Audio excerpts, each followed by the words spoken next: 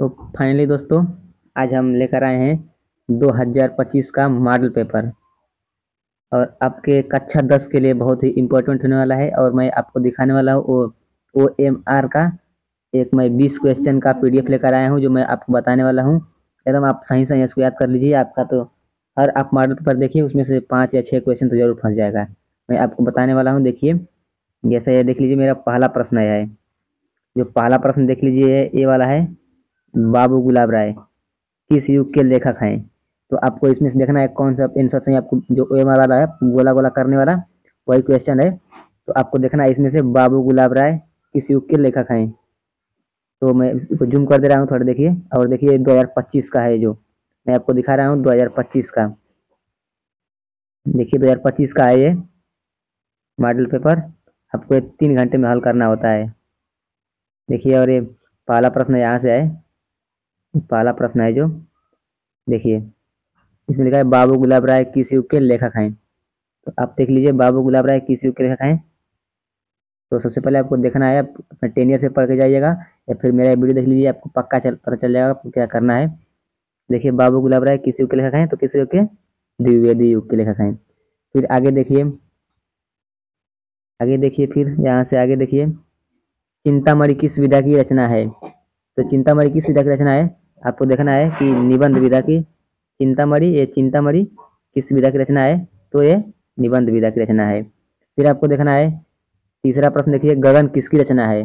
तो गगन आपको देखना है किसकी रचना है। तो आप 10 ईयर पढ़ के आए होंगे, मेरे फुल वीडियो देख लीजिए, आपको एकदम एक ही बार में पता हो जाएगा। तो गबन किसकी रचना है, तो मुंशी प्रेमचंद की रचना है गबन। और शुक्ल योग की समय अवधि क्या है। आपको सबसे पहले शुक्ल योग की समय अवधि आप गूगल पे सर्च करेंगे तो कई तरह का बता रहा है, जो मैं बता रहा हूँ। तो देखिए, आपका शुक्ल योग का ओरिजिनल जो है, ये 1938 तक है। ये शुक्ल योग की ये आंसर बी वाला है। और नीलकंठ फिर किस विधा की रचना है, तो ये आत्मकथा की रचना है। और फिर देखिए, प्रिय प्रवास किस युग की रचना है। प्रिय प्रवास, ये देखिए नील का निर्माण जो दिया है ना, 5वां क्वेश्चन, ये आपको लगता है मुझे कि हर साल पूछा जाता है। तो आपको इस पे टारगेट करना है उसको, जो आपको देखिए किसमें हर साल प्रश्न पूछा जाता है, उसको आपको टारगेट करना है। देखिए 6वां प्रश्न है, प्रिय प्रवास किस युग की रचना है। तो प्रिय प्रवास किस युग की रचना है, तो इसमें से देखिए क्या है, द्विवेदी युग की रचना है। प्रिय प्रवास द्विवेदी युग की रचना है। और 7वां क्वेश्चन देखिए, मधुशाला किसकी रचना है। ये मधुशाला किसकी रचना है, मधुशाला किसकी रचना है, ये वाला क्वेश्चन है। आपको देखना है मधुशाला किसकी रचना है, हरिवंश राय बच्चन की रचना है। फिर आपका देखना है भारत भारती किसकी रचना है। तो भारत भारती किसकी रचना है, मैथिली शरण गुप्त की रचना है। फिर आगे देखिए, आगे चलते हैं। मैं आपको 20 क्वेश्चन का PDF लेकर आया हूँ, फिर मैं आगे भी और वीडियो लेकर आता रहूंगा।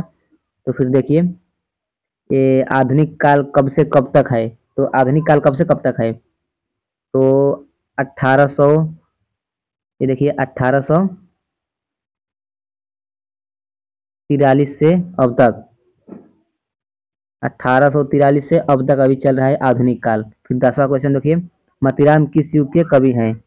तो ये मतीराम किस युग के कवि हैं, देखिए ये वाला क्वेश्चन, मतीराम किस युग के कवि हैं, तो रीतिकाल के। फिर हास्य रस का स्थायी भाव क्या होता है। तो हास्य रस का स्थायी भाव आपको सबको पता होता है, हास्य रस का स्थायी भाव हास होता है। हास्य रस का स्थायी भाव हास। और इसका मैं बता दे रहा हूँ क्या होता है हास्य रस का स्थायी भाव। और ये सोहत ओढ़े पीठ पतु श्याम सलोने गात मनो नील मणि शैल पर आपत प्रयोग प्रकाश। तो ये आपको क्या कौन सा अलंकार होगा इसमें, ये देखिए इसमें, ये आपका कक्षा 10 का एक श्लोक है। देखिए श्लोक आप कक्षा 10 का है, तो इसका क्या होगा, उत्प्रेक्षा अलंकार होगा। उत्प्रेक्षा अलंकार आपको ध्यान से देखना है वीडियो। और आपको एक बार में समझ नहीं आएगा तो आप यहाँ से स्क्रीनशॉट ले सकते हैं। तो ये रोला छंद में कितने चरण होते हैं, तो रोला छंद में कितने चरण होते हैं, 4 चरण होते हैं। फिर आप आगे देखिए 14 प्रश्न, आकर्षण शब्द में किसकी उपसर्ग की प्रयोग किया गया है। आकर्षण शब्द में किस उपसर्ग का प्रयोग किया गया है, आपको इधर ध्यान से देखना है। इसमें ये प्रश्न देखिए, इसको ऐसे आपको क्या है, आ की आकर्षण क्या है, आकर्षण आ का प्रयोग हुआ है ना पहले, तो आकर्षण में आ होगा। फिर आगे देखिए, रचना के आधार पर वाक्य के कितने भेद होते हैं। तो रचना के आधार पर वाक्य के कितने भेद होते हैं, तीन भेद होते हैं। क्या हुआ? तीन भेद होते हैं। फिर आप देखिए 16वां प्रश्न, पीताम्बर में कौन सा समास है? तो क्या होगा? पिता धन अंबर, पिता धन अंबर, और आ रहा है ना पिता धन अंबर में आपका क्या होगा? बहुब्रीहि समास होगा, बहुब्रीहि। फिर आंसू का तत्सम, देखिए ये दिखा रहा है आंसू का तत्सम, ये देखिए ये आंसू का तत्सम, आंसू का तत्सम रूप है, तो आपका क्या होगा? आंसू का अश्रु होगा, अश्रु होगा, अश्रु नहीं अश्रु। तो अश्रु होने के बाद देखिए फिर यहाँ से ये कर्तव्य का, कर्तव्य में किसकी प्रधानता होती है? देखिए कर्तव्य में किसकी प्रधानता होती है? कर्तव्य में किसकी प्रधानता होती है? तो आपको यहाँ से देखना है कर्तव्य में कर्तवाच्य में किसकी प्रधानता होती है, सॉरी किस कर्तवाच्य में किसकी प्रधानता होती है? तो कर्ता की प्रधानता होती है। और आगे देखिए फिर ताभ्य शब्द में वचन एवं विभक्ति है, तो ताभ्य शब्द में वचन और विभक्ति है, तो आपका ये है ताभ्य शब्द में ये तीसरा सी वाला सही होगा। फिर आपका लास्ट क्वेश्चन रहेगा जो निम्नलिखित में सर्वनाम है, आपका लास्ट क्वेश्चन है। तो सर्वनाम है तो आपका कौन सा है प्रश्न सही? ये सी वाला सही।